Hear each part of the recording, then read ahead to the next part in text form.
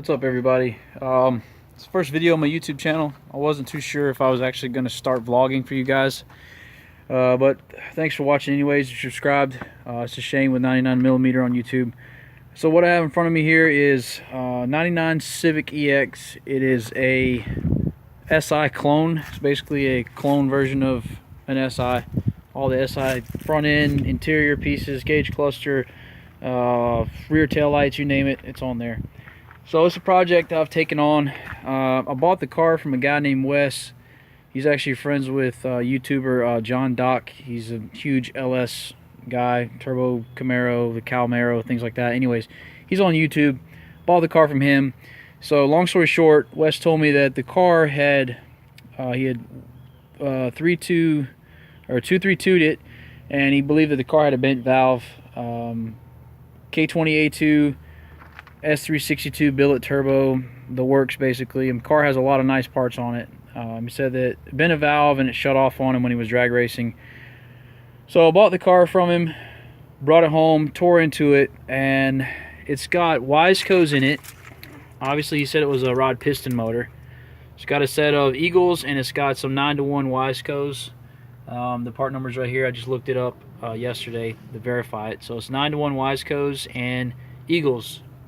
I got lucky because, in fact, it did not have any kind of piston to valve contact. What had happened was when he misshifted or over revved it, it caused the tensioner to break. It broke the actual tensioner and it jumped time. I think it was like 4 degrees off. So it also broke the engine mount. He told me it actually had Hasports in it when I bought it, but they're not. They're those little janky, cheap, I don't know, OBX mounts or eBay mounts or something. So it broke the post mount on the passenger side, and it jumped a couple of degrees off, and it pretty much killed the car. So he was thinking that it had a bent valve, so it doesn't. Pressure tested the head, took it to the machine shop. The valves are perfect. It did have SuperTech springs and retainers in it, so the head's being resurfaced now. Taking the cams out and everything. I'll insert a couple pictures in here so you guys can check that out. So should get the head back to the machine shop, from the machine shop, and we'll throw this bad boy back together and turn it up. I'm going to redo all the fuel lines. It's still using the stock factory Honda fuel filter with some 6AN lines. I'm going to do away with all this. It came with a really badass regulator, actually. It's got a Fuel Lab regulator on it.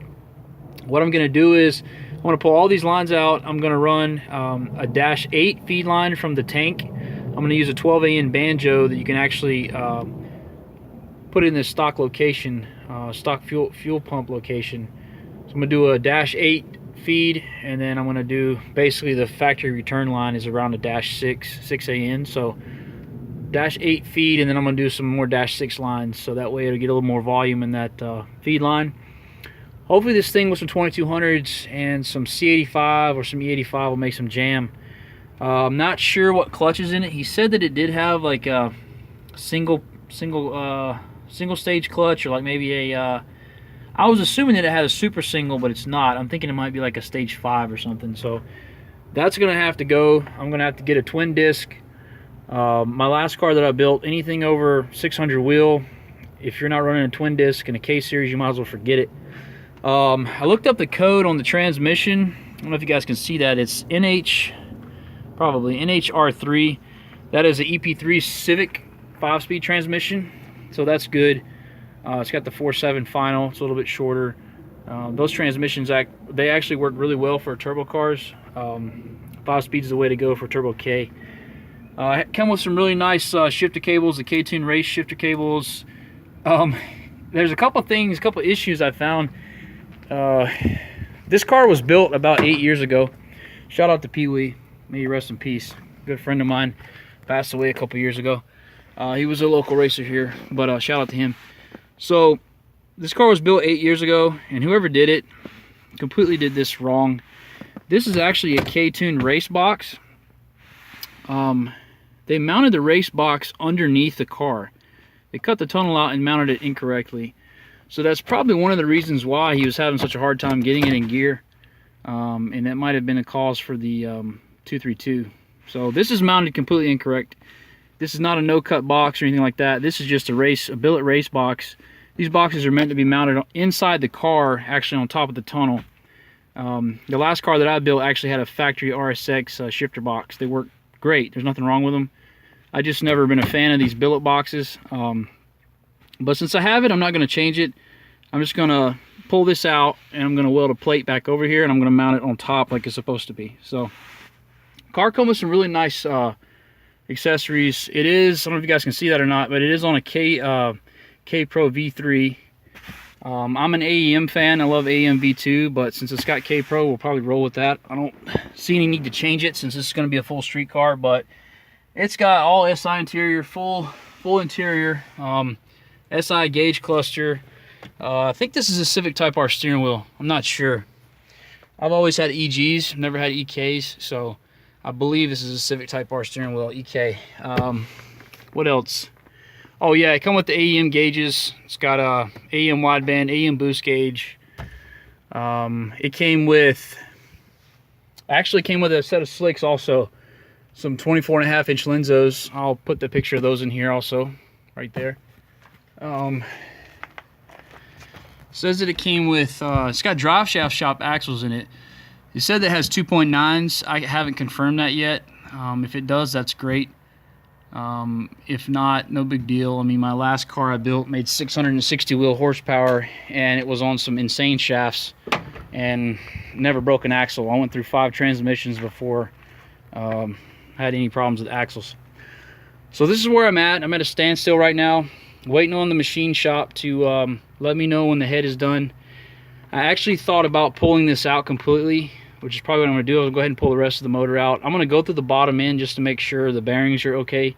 Usually whenever you over rev a Honda or do something crazy like misshift or hurt a motor like that, 9 times out of 10 it sends a lot of the shock to the bearings. So I'm going to check the rod bearings, and if I have to, I'll freshen it up. And all this stuff, by the way, is not, none of this stuff is staying. These engine mounts and everything, this is an EK subframe, EK chassis. I'm going to pull all this out, pull the EK subframe out, and I'm going to actually do the EG subframe with EK K2 mounts from Hasport, so it actually sits the motor down correctly where it's supposed to be. It's got these like hood spacers or something on it. That's the reason for that, is because the EKK whatever mounts they are, they're incorrect, so the motor sits up a little higher. And you also have the axles have an issue where they don't align properly.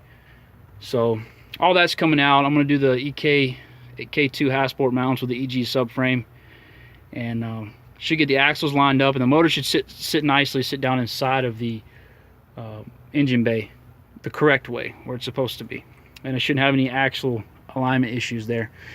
I'll go ahead and insert another clip too of a picture that I took of the turbo setup that came on it. BWR T4 sidewinder manifold, twin 38mm wastegates, and a really nice Borg Warner S362 SXE billet wheel. Less than 50 miles on it. You can check that out. So alright guys, this is my first video for this car.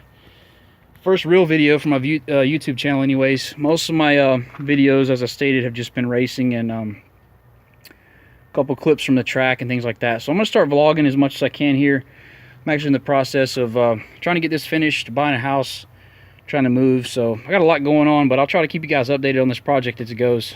Depending on how the bottom end looks, we may just go ahead, throw a head on it, put the head studs back in, do the fuel lines, and just send it. But if that's not going to be, if I'm not going to be able to do that, then I'll probably just pull it out completely and just throw like a 24 long block in there with some springs retainers and you know, send it, and I could just keep this as a backup block, CSS, or maybe sleeve it. So that's where I'm at for now, guys. Appreciate you watching. Like I said, it's the first video of the channel.